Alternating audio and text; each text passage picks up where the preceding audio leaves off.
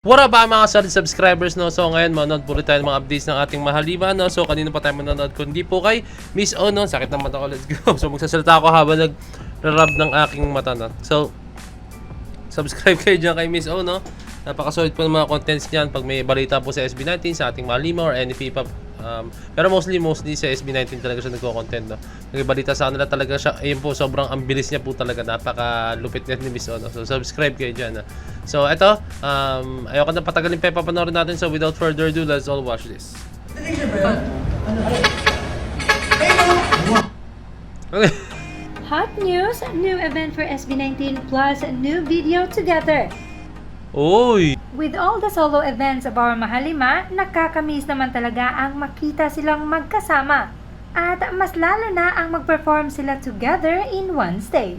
Kaya mark your calendars dahil may SB19 event ngayong March 8 para sa Ayala Beats at 190 Dance and Music Fest. Yes! Eto na nga Kailan saan siya? Ayala Beats at 190. Ayala Beats at 190. Saan yan? Ayala, syempre sa Ayala. Pero saan siya yung eksakto? Eksaktong lugar po mga sir. Ayala Beats, Tandingan Dance Music Fest, Tandingan and more. Ayala Triangle Gardens. March 8 siya mga sir. So kailan po ang March 8, no? So basta March 8 siya. I think Saturday siya. Saturday siya or Friday, no? So ang lapit lang sa amin. Check natin. Ayala Gardens. Guys, sobrang lapit nito sa office namin. Yung office namin sa Paseo de Rojas lang. Damn. So, check natin. Gusto ko malaman eh. Gusto ko malaman kung kailan siya, no? Kung anong araw siya, no? So, ang March, guys, no? March 10 natin is... wait lang. March 8, tama. Oh, Friday nga, guys. Friday. So, naku, traffic nito. So traffic to saan namin I think sa lugar namin nagiging traffic to, no. Ang sarap panoorin nito. Is this free? Free food and drinks. Ayala Beats na 19, no. So meron ba siyang ano? Wala akong nakikitang ticket something. So kung meron man ticket to comment down below. I think may andito ako, guys. Wow. Let's go. Dance and Music Fest. Eto na nga ang hinihintay natin. On the other hand, may bagong video din ang SB19 for Pepsi. Narito. Ito. Guys, ewan ko lang kung libre siya, no? Pero pag yung mga ganyan libre, hindi na po pinapatagal yan. Wala nang patumpik-tumpik pa, no? Kasi, alam mo yon, pag pinalagpas mo yan, may darating na time na magsisisi ka. Kasi, sayang, libre na yun. Ba't pinalagpas ka pa, no? So, ayan nga, comment down below. Pero kung libre to, ang solid nito, guys, no?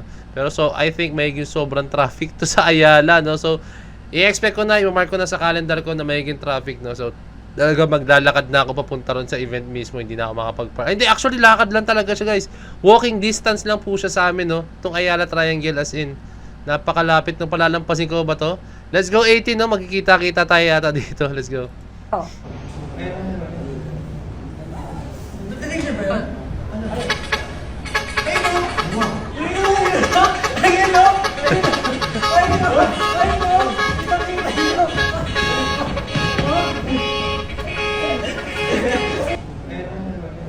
Ano yun?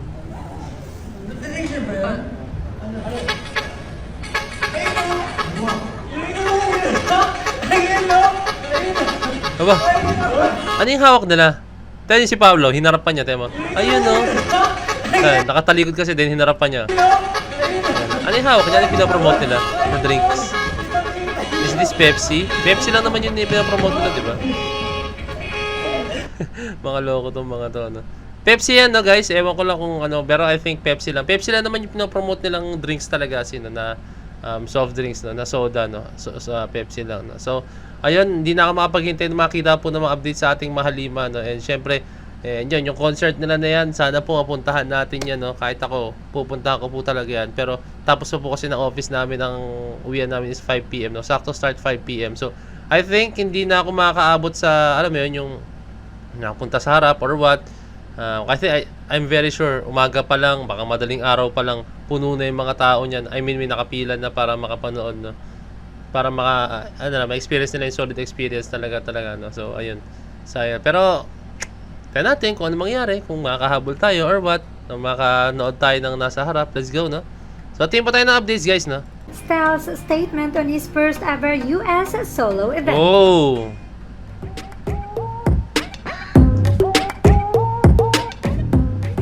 Yes, Styles will be part of Eric Santos' milestone US tour and this will be his first ever solo event outside the country.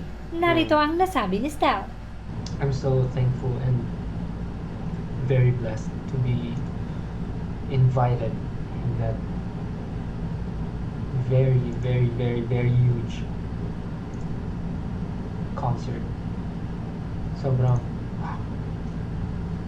I can't imagine. Like,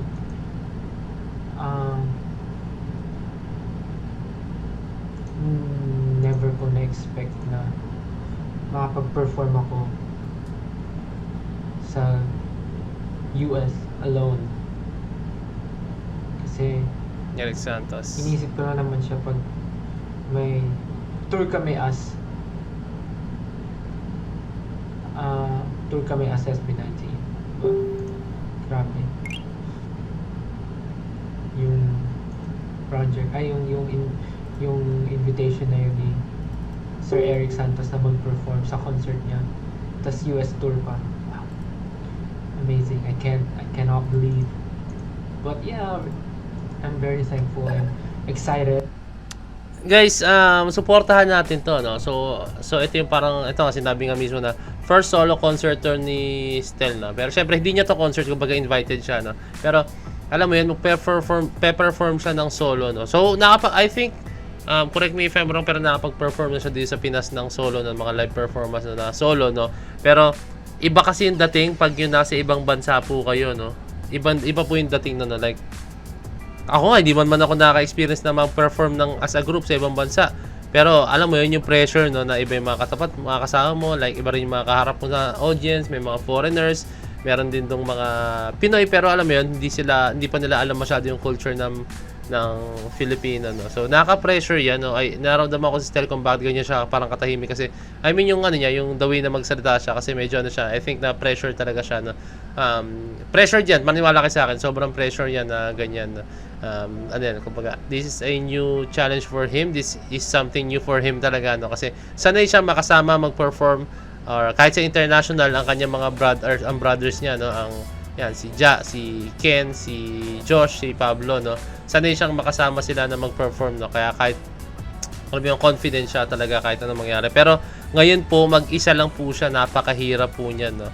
Ako naranasan ko na mag-solo performance dito sa Pinas, no. Siyempre, ano yan, sumali ako ng Got Talent, and then yung may halimbawa mga judge showcase. Pag nag-judge ako sa mga competitions, no, may mga judge showcase. Iba yung pressure, guys, iba yung pressure. Kasi sanay din ako talaga as a group nagpa-perform, no.